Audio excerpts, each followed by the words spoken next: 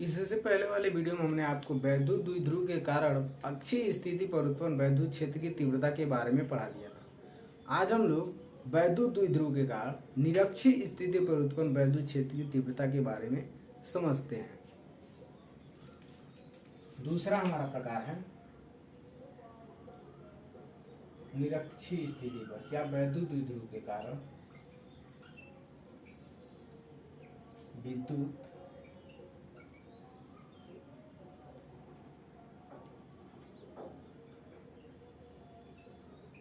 द्विध्रुव के कारण निरक्षीय स्थिति पर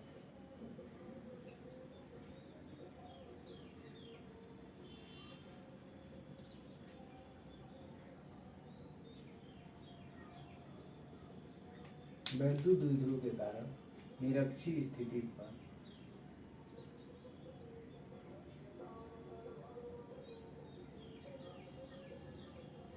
वैद्युत क्षेत्र की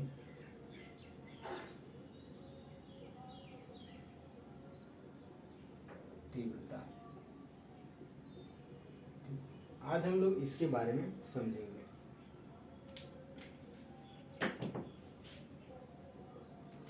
हमारे पास मान लीजिए ये एक माइनस क्यू आवेश है और ये एक थोड़ा हम इसको किनारे लिखते हैं। ये हमारा एक माइनस क्यू आवेश है और ये हमारा एक प्लस क्यू आवेश, जिसके बीच की डिस्टेंस 2l है। 2l जब लिखेंगे तभी आप एक वैद्युत द्विध्रुव का निर्माण कर पाएंगे। ये मानते हैं डिस्टेंस 2l है। इसका बीच का ये जो बिंदु है ये है O, ये है O, ये वाला जो बिंदु है ये O है। इसलिए ये जो डिस्टेंस होगा ये भी l होगा, ये भी l होगा। ठीक। निरक्षीय स्थिति बनाने के लिए हम मानते हैं कि यहाँ पर एक बिंदु है, यहाँ पे जो बिंदु है P, ये बिंदु है P। इस बिंदु पर इस प्लस क्यू आवेश के कारण जो लगने वाला बल है वो इस डायरेक्शन में है, इस डायरेक्शन में इधर की तरफ।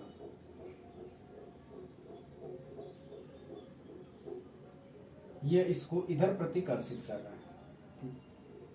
इस माइनस क्यू आवेश के कारण इस पर जो लगने वाला बल है वो इधर की तरफ है और ये इसको इधर की तरफ आकर्षित कर रहा है। और ये जो बिंदु P है इसका बिंदु O से जो दूरी है ये है R, ये है R। आप देख रहे हैं कि यहाँ पे ये जो O से P तक की जो दूरी है ये लंबवत है किस पे, इस वैद्युत द्विध्रुव की लंबाई 2l पे। ये लंब अर्धक रेखा है, इसलिए ये वाला जो डिस्टेंस होगा ये भी l होगा, ये वाला जो डिस्टेंस होगा ये भी l होगा और ये जो टोटल डिस्टेंस होगा ये 2l के बराबर होगा। ये लंबवर्धक होगा तो यहाँ पे जो बनने वाला कोण है ये 90 डिग्री का होगा। ये अंडरस्टैंडिंग है, इसको हम लिख नहीं रहे हैं। ये वाला जो कोण 90 डिग्री का होगा तो इस पे आप एक फॉर्मूला लगाकर आप यहाँ से अगर ये मानते हैं ए बिंदु है, ये बी बिंदु है, तो ए से पी की जो डिस्टेंस होगी उसको आप पाइथागोरस प्रमेय से निकाल सकते हैं। कैसे? आपको इसका आधार पता है, आपको इसका लंब पता है, तो इसका जो कर्ण होगा वो under root r² plus l² के बराबर होगा। सिमिलर यहाँ पर भी ये जो डिस्टेंस होगा ये r² प्लस l² के बराबर होगा। इस प्लस क्यू आवेश के कारण इस पर जो लगने वाला बल होगा वो B से P की तरफ होगा और इसकी जो वैद्युत क्षेत्र की तीव्रता होगी इसको हम मानते हैं E1। और इस माइनस क्यू के कारण इस P पर जो लगने वाले बल की दिशा होगी वो P से A की तरफ होगा और इसको हम मानते हैं ये है हमारा E2। ये वाला वैद्युत क्षेत्र की तीव्रता E1, ये वाली वैद्युत क्षेत्र की तीव्रता E2 है। तो जो इनका परिणामी होगा वो इनके बीच से निकलेगा। इनके बीच के परिणामी को हम यहाँ पे लिखते हैं और इसको मानते हैं ये है E। इनका जो परिणामी होगा वो इनके बीच से निकलेगा जो कि E1 और E2 के बीच का है। यहाँ पे हम मानते हैं कि ये वाला जो कोण है, ये वाला कोण क्या है, ये है थीटा। तो ये देखिए, ये वाला और ये वाला, ये से और बी तक की ये जो पूरी रेखा है, यहाँ से यहाँ तक ये वाली, और ये दोनों एक समांतर लाइन है ऐसे, और इनको ये एक तिर्यक रेखा काट रही है। ये वाला जो कोण होगा वही वाला कोण ये भी होगा। अगर ये थीटा है तो ये भी थीटा होगा। यहां तक हम आपको समझा दिए कि किस प्रकार से डायग्राम बना है और इसका मैकेनिज्म क्या है। अब हम थोड़ा इसको समझते हैं, इसके बारे में। इसके बारे में क्या समझते हैं कि हम मान लेते हैं कि ये जो हमारे पास फिगर है, ये डायग्राम ऐसे था, ये था हमारा E1, ये है हमारा E2, और ये मान लेते हैं हमारा अक्ष है, इस अक्ष को मान लेते हैं। तो यहाँ से हमारा ये जो परिणामी E है, वैद्युत क्षेत्र की तीव्रता E है, ये इसकी दिशा ये है, जो कि O से इधर की तरफ है, और इसकी जो दिशा है वो A की तरफ है। O से, सॉरी ये P है, ये P है, तो P से A की तरफ हम इसको A मान लेते हैं। और इसकी जो दिशा है इस वाली की, ये P से B की तरफ, क्योंकि B से P की तरफ, तो पीछे कहीं B होगा। इसकी जो दिशा है ये P से B से P की तरफ, उसको हम नहीं लिख रहे हैं, ठीक, इसको हटा दे रहे हैं। आप यहाँ पे समझ लीजिए कि इसकी दिशा क्या होती है। इसके बीच में जो बनने वाला कोण है ये है थीटा बराबर। क्यों? क्योंकि ये भी थीटा बराबर है। हमने इस लाइन को इसलिए लिखा ताकि हम इसको, जो हमारे पास ये जो वेक्टर है, इसका जब हम विभाजन करें या सदिश का जब वियोजन करें, तो इस लाइन पे हम इसके जो प्रभाव है उसको लिख सकें।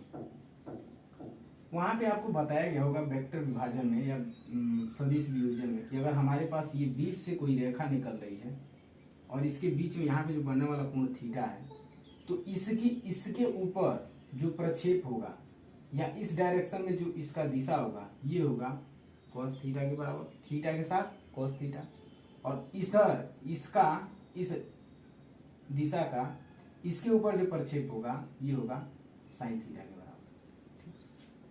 ये आपको समझ में आ गया होगा। तो यहाँ पे देखिए, यहाँ पे ऊपर वाले को हम ले, तो थीटा इसके साथ जुड़ा है, तो यहाँ पे एक थीटा होगा। कौन सा? E को हम E1 को हम लोग विभाजित कर रहे हैं, वियोजित कर रहे हैं, ये होगा E बराबर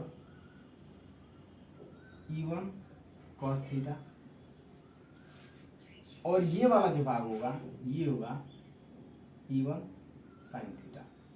सिमिलरली यहाँ से देखिए, बीच का भाग है, जिसके साथ थीटा जुड़ा है उसको हमने लिखा E1 cos थीटा, जिसके साथ थीटा नहीं जुड़ा है उसको लिखा हमने E1 sin थीटा। जब आप इसको विभाजित करेंगे या वियोजित करेंगे तो ये E2 है, तो ये जो लाइन होगी इसके लिए ये होगा E2 cos थीटा, और ये जो लाइन होगी ये होगी E2 sin थीटा।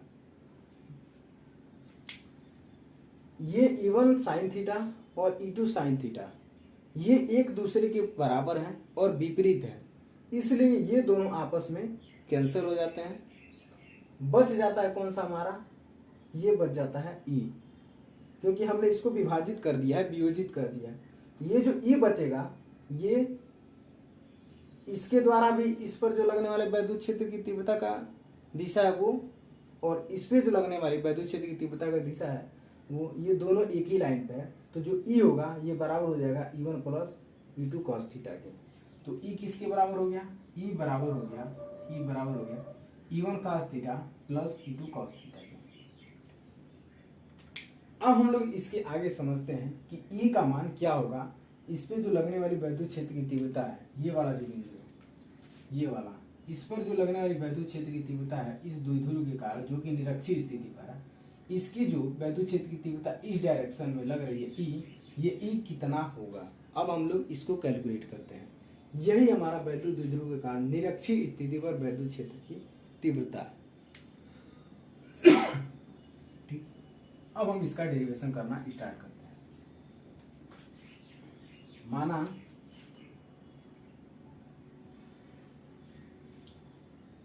-q तथा +q आवेश से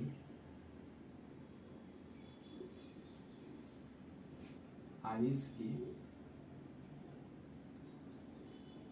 मध्य बिंदु O से r मीटर की दूरी पर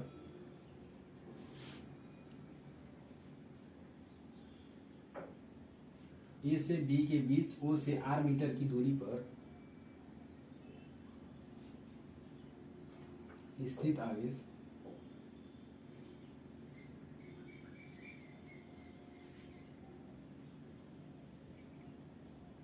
P पर वैद्युत क्षेत्र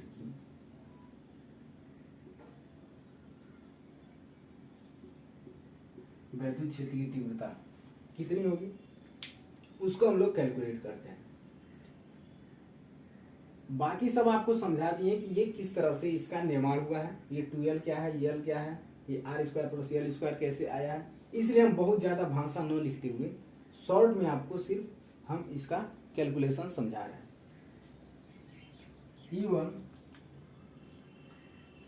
E1 किस डायरेक्शन में, B से P की तरफ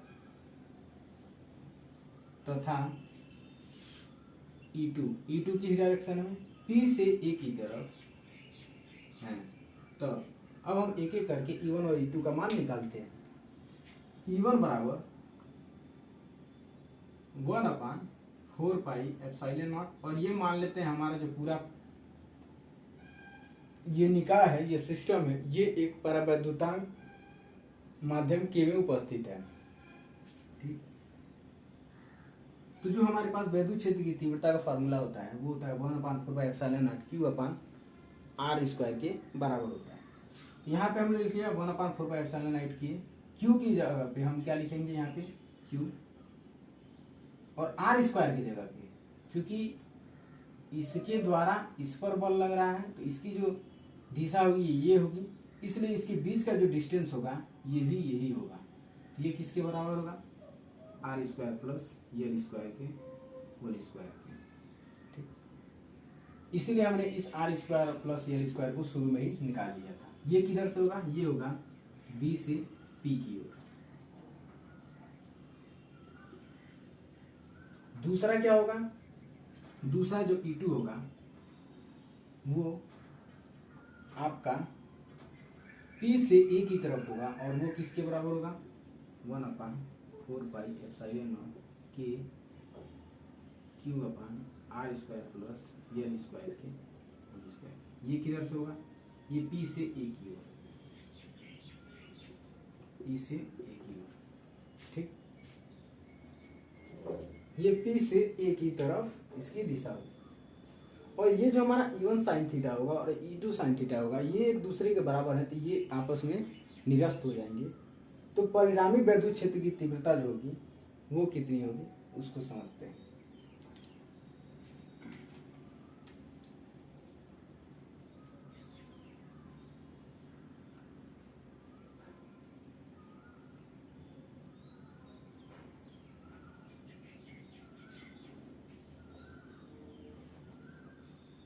परिणामी वैद्युत क्षेत्र की तीव्रता जो E होगा ये बराबर होगा E1 sine theta plus cos theta, ये है E1 cos theta plus E2 cos theta के बराबर होगा। अब हम यहाँ से E1 कास थीटा और E2 कास थीटा का मान रखते हैं। तो हमें E1 की वैल्यू क्या पता है, E1 की वैल्यू पता है E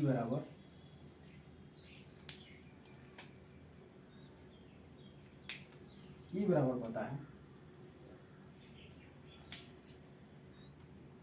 या ये जो E होगा ये बराबर किसके होगा, ई बराबर होगा E1 cos थीटा। तो E1 की जगह पे क्या आप लिखिए, E1 की जगह पे लिखिए 1/4 पाई एप्सिलॉन नॉट और K Q/r² plus L square का होल स्क्वायर। ठीक, और उसके बाद cos थीटा, ये है cos थीटा प्लस दोबारा ये जो हमारा E2 है, E2 का मान क्या दे रखा है 1/4 पाई epsilon not K Q/r² plus L square का होल स्क्वायर। हो जाएगा 1/4 पाई एप्सिलॉन नॉट K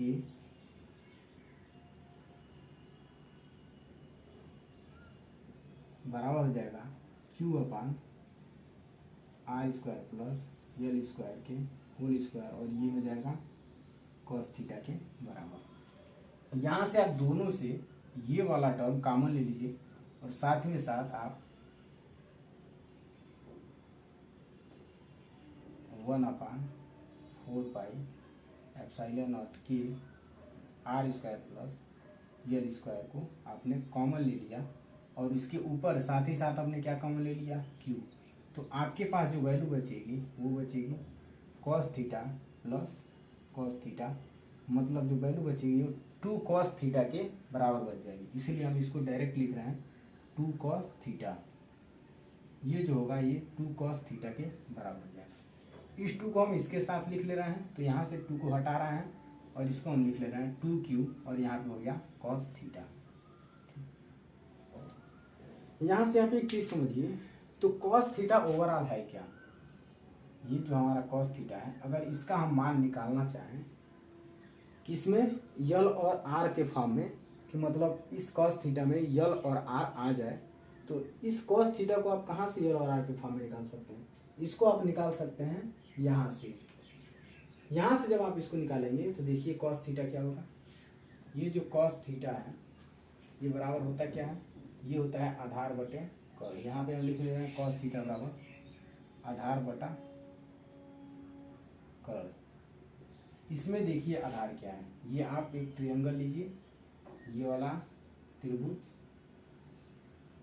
यहाँ से यहाँ पर, इसमें देखिए आपका आधार क्या है, ये है आपका आधार O से B तक, जिसकी डिस्टेंस क्या है यल, या आप लिख लीजिए ये cos थीटा बराबर यल न लिखकर O से B लिख लीजिए, O से B। तो यहाँ पे क्या होगा O से B बटा कर्ण क्या होगा, तो कर्ण होगा B से P, ये जो हमारा कर्ण होगा ये हो गया B से P।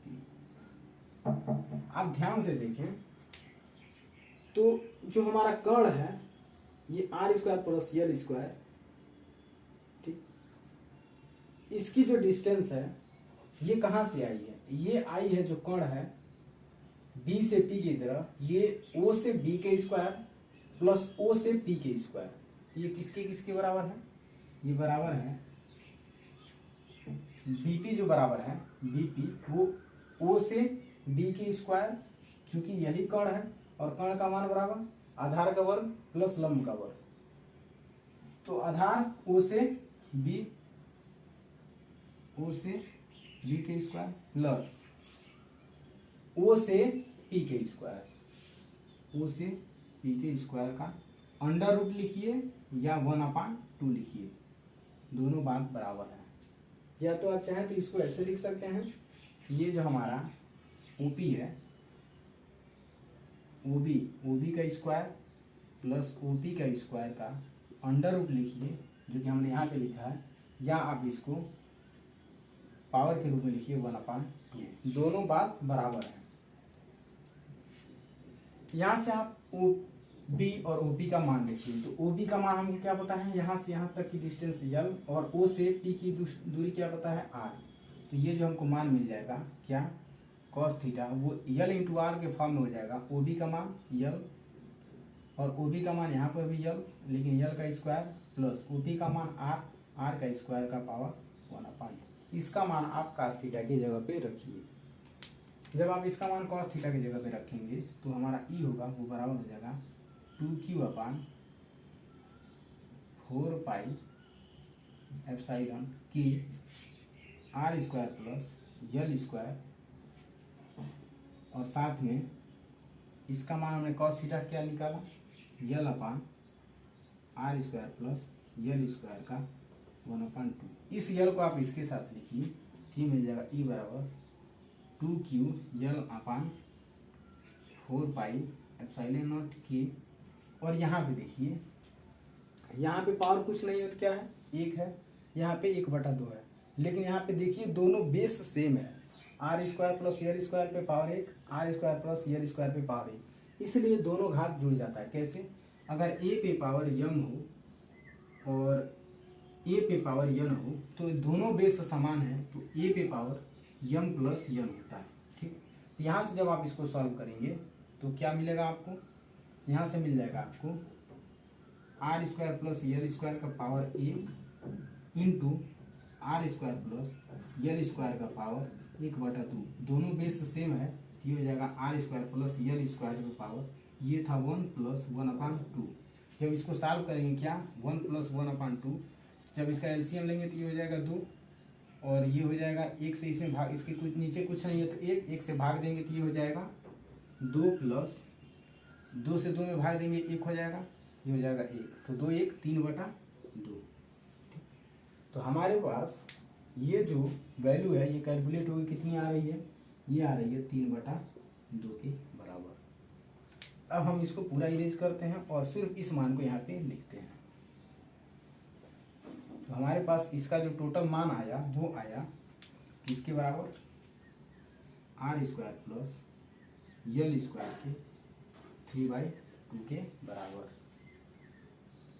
यहाँ से आप देखिए तो ये जो हमारे पास 2ql है, 2ql किसके बराबर होता है, 2ql जो होता है वो वैद्युत द्विध्रुव आघूर्ण P बराबर 2ql के बराबर होता है। तो 2ql की जगह पे आप क्या लिख सकते हैं, 2ql की जगह पे आप लिख सकते हैं P, तो E बराबर P upon 4 pi epsilon nought के R square plus L square का 3/2। यहां से आप क्या कीजिए, इसमें जो ये है R square plus L square, इसमें यदि इसके बीच की जो डिस्टेंस है यल, ये बहुत छोटा हो किसकी तुलना में, आर की तुलना में, तो ये जो एल स्क्वायर है ये और भी छोटा हो जाएगा किसके, आर की तुलना में। यहाँ से हम एल को निग्लिजिबल मान लेते हैं, यल को नगण्य मानते हैं, तो लिखते हैं यल बहुत ही छोटा है किसकी तुलना में, आर की तुलना में। यदि यल बहुत ही छोटा है आर की तुलना में, तब यल स्क्वायर का मान नगण्य होगा। यल स्क्वायर का मान नगण्य होगा तो यहाँ से यल स्क्वायर को आप छोड़ देंगे तो बचेगा क्या आपके पास, जो बच जाएगा वो बच जाएगा ई बराबर P upon 4 pi epsilon nought के, और यल स्क्वायर को आपने छोड़ दिया तो बच जाएगा आर स्क्वायर पे पावर 3/2। इस आर स्क्वायर पे पावर 3/2 को समझिए ये क्या चीज़ है, ये है आर स्क्वायर पे पावर 3/2। ये है, यहाँ से ये देखिए तो ये ए पे पावर यम इंटू पे पावर यन है। जब आपको कोई इस फॉर्म में दिया हो कि ए पे पावर यम पे पावर यन हो तो इन दोनों का आपस में गुणा हो जाता है। तो यहाँ से देखिए ये जो आर है, ये आर के जो स्क्वायर है और ये गुणा के रूप में है, क्योंकि ए आर के बराबर है, यम 2 के बराबर है, यन 3/2 के बराबर है, तो इन दोनों का आपस में गुणा होगा तो ये हो जाएगा 2 गुणे 3/2 और 2 से 2 कैंसिल हो जाएगा तो बच जाएगा आर की पावर 3, बस इसके बराबर बच जाएगा। तो यहाँ से जब आपने यल स्क्वायर को नगण्य मान लिया तब आपके पास जो बच गया वो बच गया क्या, ई बराबर 1 अपान नहीं P upon 4 pi epsilon nought के आर पे पावर 3/2, ये इसके बराबर बच गया। सॉरी 3 पे पावर 2 नहीं, ये 2 से 2 कैंसिल होगा तो आर पे पावर 3 इसके बराबर बच गया। अब दूसरा हम क्या मानते हैं कि अगर हमारे पास ये जो माध्यम है, माध्यम में के जो परावैद्युतांक है इसका मान 1 हो, जब के बराबर 1 होगा तब हमारे पास जो वैल्यू मिलेगी, अगर के का मान 1 रख देंगे तो मिल जाएगी ई बराबर, ई जो होगा यहाँ से ई, तब ई बराबर ये वाला value P upon 4 pi epsilon nought के मान 1 रख दिया हमने, ये हो जाएगा आर की। और वैद्युत द्विध्रुव के कारण निरक्षीय स्थिति पर किसी बिंदु पर लगने वाला जो वैद्युत क्षेत्र की तीव्रता है वो ई बराबर P upon 4 pi epsilon naught R cube के बराबर होता है। और वैद्युत क्षेत्र का जो मात्रक होता है वो ई बराबर, हमको पता है कि ई क्या होता है, तो ई बराबर एफ अपान क्यू नॉट होता है। कहीं पर भी आपको वैद्युत क्षेत्र का मात्रक लिखना हो, इससे पहले वाले में हमने अपने वैद्युत क्षेत्र को मात्रक नहीं बताया था, यहाँ पे समझ लीजिए इसका जो मात्रक होता है ई वैद्युत क्षेत्र की जो तीव्रता होती है वो एफ अपान क्यू नॉट के बराबर होती है। एफ क्या होता है, एफ बल होता है, इसका मात्रक न्यूटन होता है, और क्यू जो होता है आवेश होता है, इसका मात्रक कूलाम होता है। तो वैद्युत क्षेत्र की जो तीव्रता का मात्रक होता है वो न्यूटन प्रति कूलाम के बराबर होता है।